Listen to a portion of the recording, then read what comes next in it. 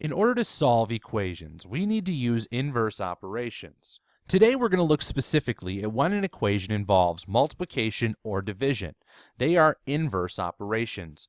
On your own, try this problem. Pick a number, any number at all. I'm going to use 4. Multiply that number by 2. So for me, 4 times 2 equals 8. I'm going to divide that product by 2. So I'm going to take 8, divide by 2. Notice I'm multiplying by 2 and dividing by 2. I'm using the same value, but inverse operations. 8 divided by 2 is going to give me 4.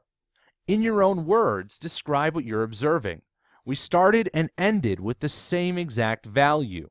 We did 2 different operations, used the same value, but ended up in the same place. In your own words, what is the relationship between multiplication and division? Multiplication and division do the exact opposite of one another. They are inverse operations. Multiplication, we take groups, equal-sized groups, and put them together. Division, we take one big group and break it apart into equal-sized smaller groups. It's the same action, just in different order. We're putting together versus taking apart.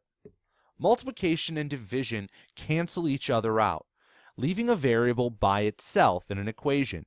They cancel each other out by creating what's called the identity for multiplication and division. When I used inverse operations for addition and subtraction, we ended up with an identity of 0. The value seemed to disappear because it created 0.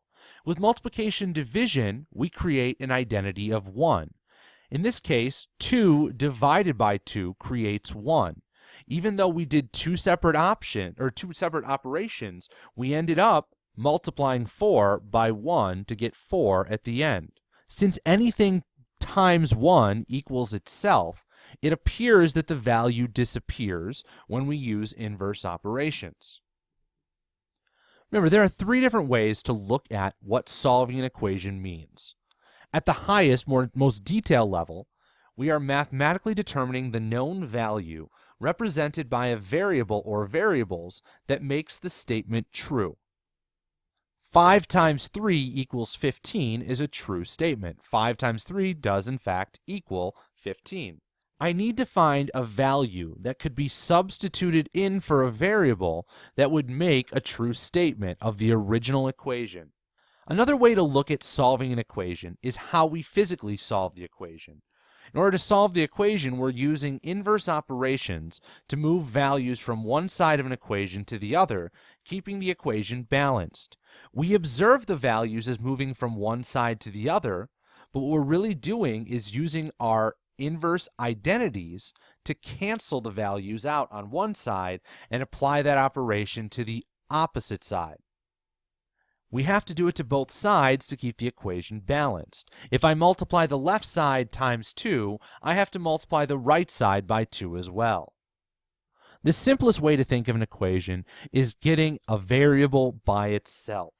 You know you've solved your equation when you have a variable on one side and a value on the other side. More specifically, a variable that has a coefficient of 1. It's all by itself. There's only one x, 1y, 1z. On your own, solve the equation below. 2x equals 6. Use any method that you think will work best. We need to find a value for x that would make this a true statement. A simple way of answering this would be 2 times what equals 6. We start solving this equation by asking 2 questions. Ask what is happening to the variable. Remember, this is the operation that puts the equation together. We're answering this as if we were evaluating this for an order of operations problem. X divided by 3. So I'm dividing x by 3. Then I need to ask myself, how do I undo the operation? I'm dividing by 3, so to undo that, I need to multiply by 3. Inverse operations work like zippers on a coat. The first operation we're looking at is the operation that put the equation together. That's like zipping the coat up. The inverse operation unzips the coat. Before, we were taking the little locking parts and putting them together. Now we're taking them apart. They're doing the same action, but doing them in opposite or inverse ways. Now that I know I need to multiply both sides by 3, I apply the appropriate inverse operation to both sides of the equation in order to keep it balanced. To undo dividing by 3, I need to multiply both sides by 3. 3 times negative 4 is going to give me negative 12, because I'm going to evaluate both sides.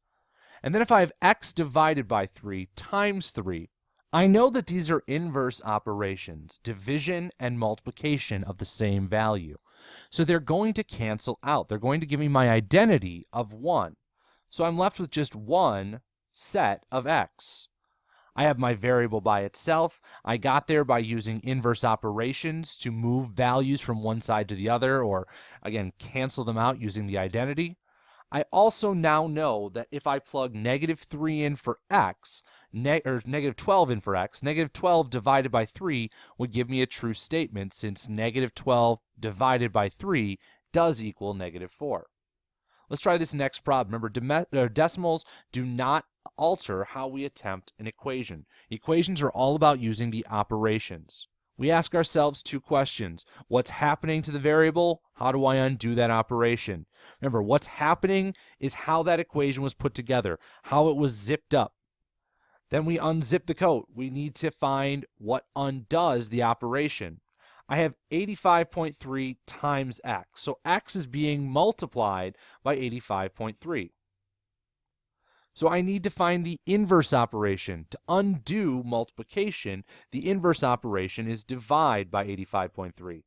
If I divide both sides by 85.3, on the left, I'm going to get an inverse operation. It's a lot easier to see how we can form that identity of 1 when I'm taking a value, 85.3, and dividing by itself, 85.3. Anything divided by itself gives us 1. So we're left with 1x. It looks like we're moving that 85.3 to the opposite side, but we're really just canceling it out. Negative 32 divided by 85.3 is going to give me negative 0.38. My variable is all by itself.